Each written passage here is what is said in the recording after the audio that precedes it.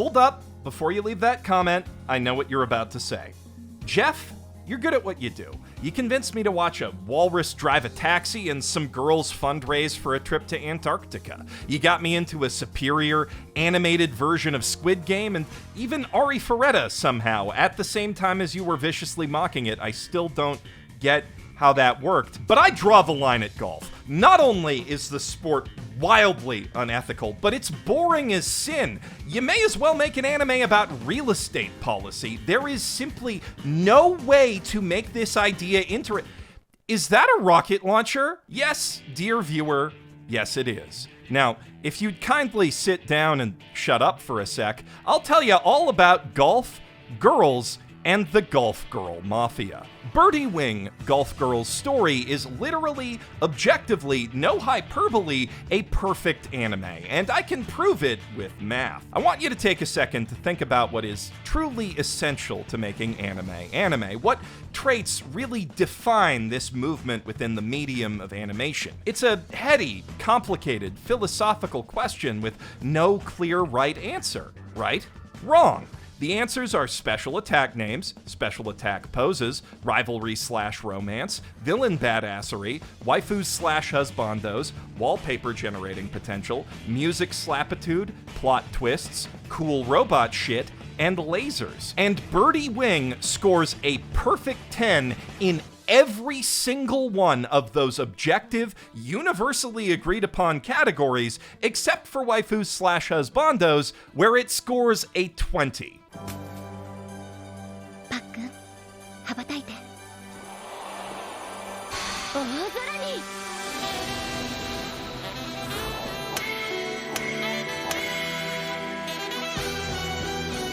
Make that 30. This may sound a touch strange, but I honestly, sincerely believe that golf as a sport was only invented so that it could one day be turned into this specific anime. The sport's synergy with anime's inherent strengths is just too perfect to be a coincidence. I mean, think about it. Literally, every epic golfing duel, by design, takes place on a series of very nice wallpapers. On top of that, the single most cost-efficient kind of common, cool anime shot is a dramatic, sweeping fly-through of a computer-generated 3D environment, and the first thing most animators learn how to animate is balls, so when you combine those two factors together, there is a ton of potential for low-cost visual spectacle here. And on bottom of that, golfing action often looks the coolest from low angles, a perspective that most Japanese animators have a ton of experience with because you know why. Already, it is easy to see why a veteran director like Desert Punk's Takayuki Inagaki might be drawn to golf as the subject of an original anime project. But even still, you do not fully grasp just how perfect this synergy is. I want you to take one more second and picture in your mind the most anime scene that you can imagine. Don't think too hard about it, just draw on your primal memories of Dragon Ball and Beyblade and Speed Racer and what have you, and surely enough, a picture will emerge in your mind. You got it? Okay, now I'm gonna freak angel that mind by taking the very picture that you just imagined out of it and placing it inside your computer screen. Or TV, or phone, or tablet, or Switch, or Steam Deck now, I guess. Crap, I'm losing them. Behold!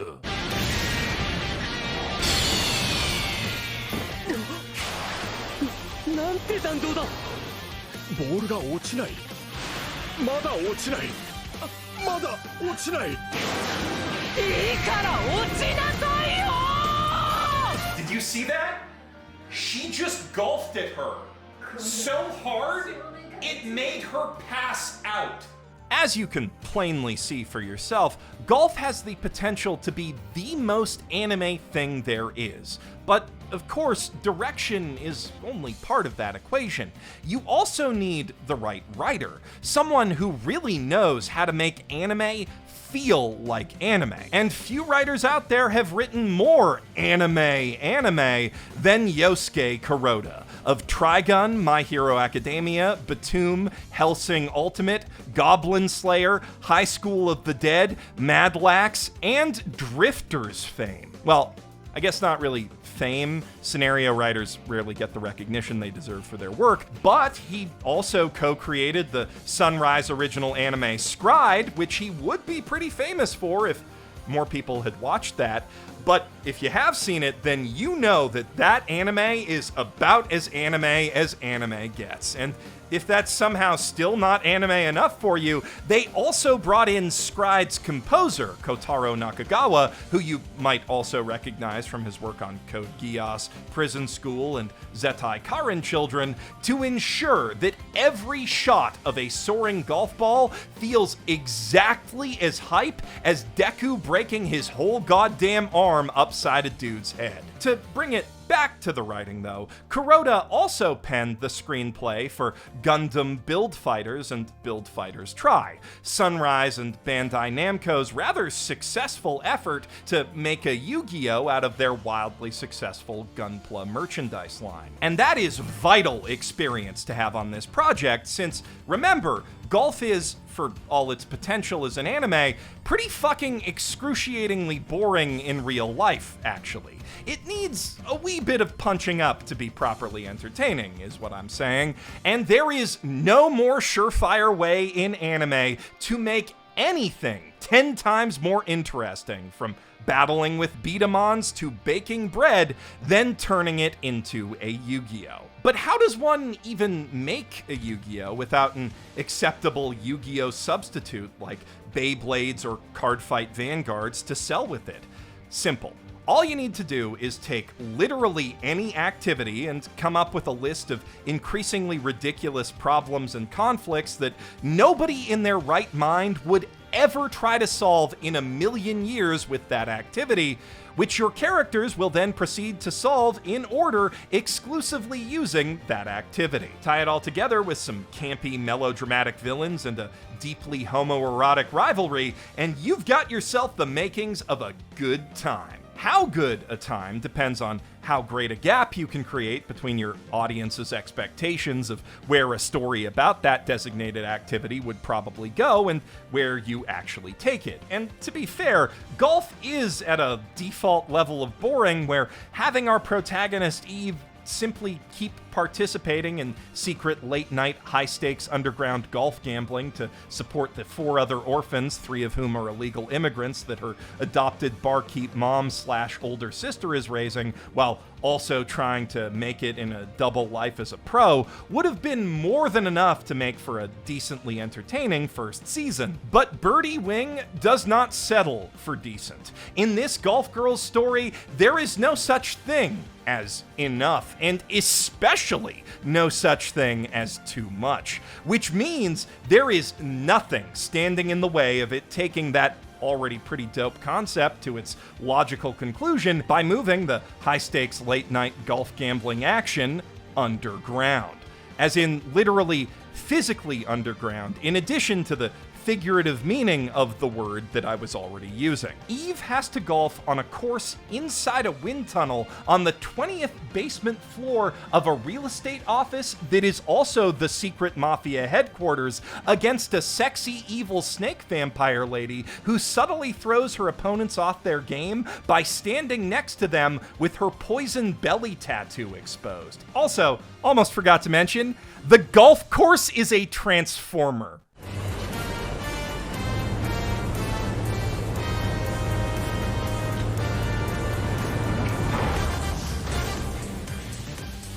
And what's more, before the nitpicky anime fan in my brain could even start asking how someone could afford to build an industrial golf hangar full of dozens, maybe hundreds of pieces of modular artificial terrain on motorized tracks that allow for thousands of randomized hole combinations, 20 stories below the streets of a busy city, Catherine, the real estate mogul slash secret golf mafia boss, was already explaining that when she's not using it to settle turf disputes with the other golf capos, she actually turns a tidy profit on the facility by live streaming regular randomized golf gambles to rich perverts the world over. If I had to hazard a guess based on my own streaming business experience, they probably supplement that income too using sponsor reads, much like this one. Hey all, it's your boy Goon number 3. Thanks for tuning in to Golfer's Basement.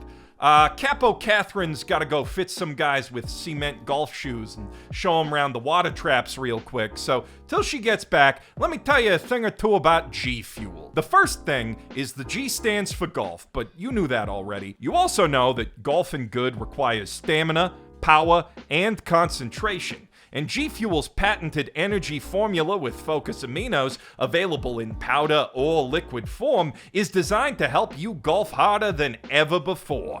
But what you maybe didn't know is that you can use the code BASEMENT at checkout on gfuel.com to get 30% off an order of any size. So if you want to stock up on the new Diablo Health Potion or Morbius Nectarine Plasma flavors, you don't gotta choose. Buy them all. We did. See those sand traps out there?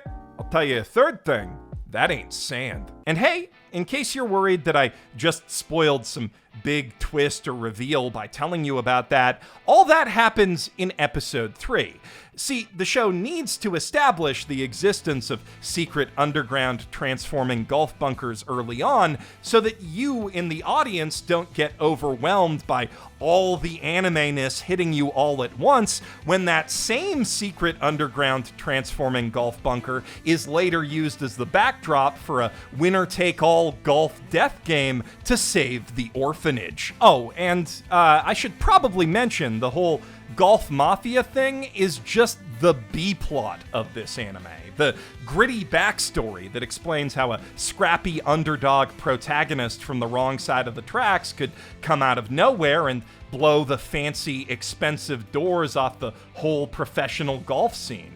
Not to mention, blow the fancy, expensive panties off a certain professional golfer. Yes, the true golf girl's story can, of course, only begin when the golf girls in question meet on the course. The other golf girl, whose existence is implied by the plural in the title, is Japanese golf empire heiress Aoi Amawashi, who is so good and pure that it's kinda scary, actually. And that's not me trying to turn a phrase. Her nickname out on the links is the Innocent Tyrant, because no matter what pressure she's facing, no matter what happens around her, her gentle, genuine smile never falters. As other players psych themselves out trying to find any chink in her armor, she just hits birdie after eagle after birdie and stays calm and cool as the clear blue sky the whole time. Though honestly, that has about as much to do with how excruciatingly boring pro golf is as Aoi's breezy personality. She may take joy in the precise yet powerful physical action of the sport, in displaying her mastery over almighty forces of nature like tall grass and a slight breeze, but the samey strategies and tried and true techniques employed by pretty much everyone in the under 15 semi-pro circuit have left her starved for variety and novelty in her opponents. It's not that no other golfer could ever get a reaction out of her, but rather that she never sees any of them do anything that's worth reacting to. That is, until by chance she meets Eve, with her rough, risky, aggressively direct golfing style and unpredictable adaptability, and instantly falls in the only thing stronger than love: a shonen rivalry. Also love, though, to be clear. They are girlfriends, just in case anyone was wondering. They do late night texts, early morning pre-flight rendezvous. The rich girl's mom has concerns about the poor one. The trailer name drops Tiger and Bunny. The show clearly knows what it is doing, and it is cute as hell. But it's intense as hell, too, because Eve and Aoi bring things out of each other they didn't even realize were there. They teach each other new techniques they never imagined were possible, show each other pleasures they never dreamed of, and Aoi just can't resist the way that Eve confidently plows straight into the bush. We're back to talking about golf now, by the way, obviously. But the two still come from very different worlds, and much like Megalobox's Junk Dog, Eve is gonna have to claw her way out of the underground if she ever hopes to play a real game against her rival without the Golf Mafia ruining it through the Snidely Whiplash-esque deployment of a tactical laser pointer. They do at least get to reconnect and reaffirm their rivalry when they meet up in Club Art Online, because did I mention there's also full dive virtual reality in this anime about golf? And it totally makes sense that Aoi would be at the top of the leaderboards for that, because canonically, she is a gamer. And also Best Girl. As a side note, I just want to say I really appreciate the way that Bandai Namco Pictures has leveraged the various licenses they have access to add texture to this world and its extremely fun characters.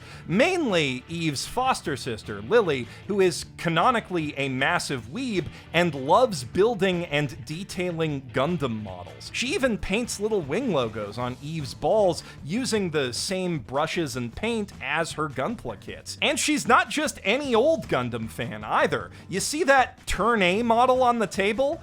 Lily has grade A taste. Clearly, there is a lot more in this show for old school anime and mecha fans to appreciate than just the extremely mechanically detailed transforming course animations. Though, don't get me wrong, those are amazing. Anyway, back on the topic of modern anime tropes, our heroes unfortunately find that VR golf just doesn't feel the same as playing a real game on a real course that you know is really standing in the way of real environmental recovery and human progress, so they can't settle their rivalry in there. Also in Full Dive VR, there's simply no telling when you might be unceremoniously yanked out of a game or a romantic moment by the news that in the handful of hours that you were in there, the city started tearing down the ghetto, like the whole entire thing. And at the rate they're knocking down neighborhoods, which, as far as you know, were not informed that this would be happening prior to when you put on the VR headset, the orphan bar that you live in is gonna be gone by like next weekend, which you then quickly realize is all your fault because you're the one who hit the eagle that finally tipped the scales in the grand Mafia power struggle for control of the ginormous casino they were planning to build where the entire ghetto used to be. And again, can't emphasize this enough, that is just the B plot of this anime.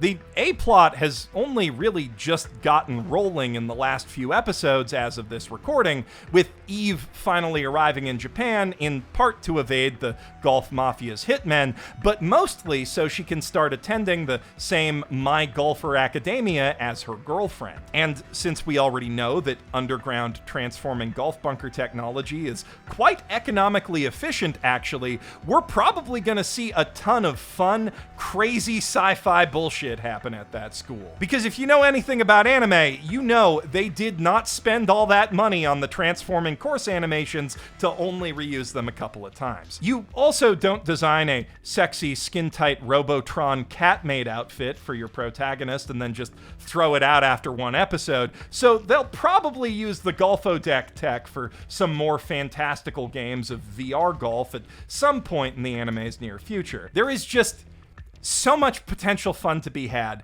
with the premise of an anime golf academy in the vein of Yu-Gi-Oh's Duel Academy. But it won't be all fun and games. Sure, Eve's got the Golf Mafia off her back for now, but if she goes pro, it's only a matter of time till someone spots her on TV and sends an assassin to, like, probably try to snipe her with a golf ball. Maybe they'll use a gun. They do use rocket launchers in this universe, so they probably have sniper rifles too. But even still, if we're playing by the rules of your typical Yu-Gi-Oh!, I have no doubt that our heroines will be able to handily outgolf any conventional weaponry that gets pointed their way. No, I think the greater threat to their steaming hot, passionate rivalry by far is none other than Aui's mother, who has plans for that girl and her incredible golfing talent. Plans with, if I might hazard a fan theory here, quite possibly the fate of the entire global golfing industrial complex hanging in the balance, and she won't tolerate any distractions for her perfect little prodigy. And, I mean, you've seen the golf tech they keep around real estate offices in this world. I can't even imagine what kind of crazy nonsense an actual golf company might have hidden in their corporate office. Personally, I'm really hoping we get some sort of golf Kaibaland type scenario. If you don't know what Kaibaland is, by the way, you should really watch my Yu-Gi-Oh! World building breakdown. Or you could just read the original Yu-Gi-Oh! Manga. I can't recommend that enough. Honestly, it is insane. They play table hockey on a hot griddle with a puck made of ice and nitroglycerin over which class gets the best booth location at the Culture Festival. The anime industry makes a lot of Yu-Gi-Ohs nowadays, maybe even more than they make Pokemans, but it's rare to find a Yu-Gi-Oh! That actually scratches the same itch as the OG series. Last I can remember is Skate the Infinity, and you know, that one only kinda managed it. Now that I think of it, Kakegurui actually hits that Season 0 vibe almost pitch perfectly. I did not appreciate that nearly enough back when I made my pro-kaiji propaganda out of the series. I really owe that anime a second look. I was way not fair to it the first time. But right now, we should be talking fairways, because Birdie Wing, Golf Girl's story is the rare modern Yu-Gi-Oh! That truly captures that original magic. Not quite the dark, violent vibes of pre-Duel Monsters Yu-Gi-Oh!, mind you, but certainly the same anything-goes, catapult turtle gambit energy that pervades Kazuki Takahashi's entire manga. The same unhinged approach to world building that understands on some level just how economically and politically absurd all of its core concepts really are, and fully embraces the implications of that and just runs with them to their logical conclusion. Time and again, as I watch this show, I find myself surprised and delighted by the simple thrill of watching them actually just fucking go there. Like, fuck it, why not? Who's gonna stop us? It's a golf anime. Literally no one will complain if we make it less like real golf. The older I get, the more anime I watch, the less I get to truly feel like I have no idea what's coming next in a show beyond a vague certainty that it's gonna be stupid awesome somehow. So I've learned to really treasure experiences like Birdie Wing, Golf Girl's story. And I want to assure you that while I have had to give away some early surprises in trying to sell you on taking this wild journey with me, I have held back a great many other surprises, including a moment that made me physically jump up from my couch and shout, "What? How? What? Really? What?" at the top of my lungs. I am not exaggerating. You will know it when you see it. And you will see it, right? Look, if I haven't convinced you that you need to see this show yet, I really don't know what else to say. As a purely animated production that wastes no land or water, Birdie Wing is literally the only remotely ethical way that a human being can experience golf on broadcast television in the year 2022. All right, yeah, now I'm actually done for real. The ball's on your team now, and it's up to you to choose what to do with it. Though, if you make the wrong choice, I will rat your ass out to the Golf Mafia. I'm Geoff Thew, your personal anime caddy, signing out from a very nice wallpaper. Bye, bye.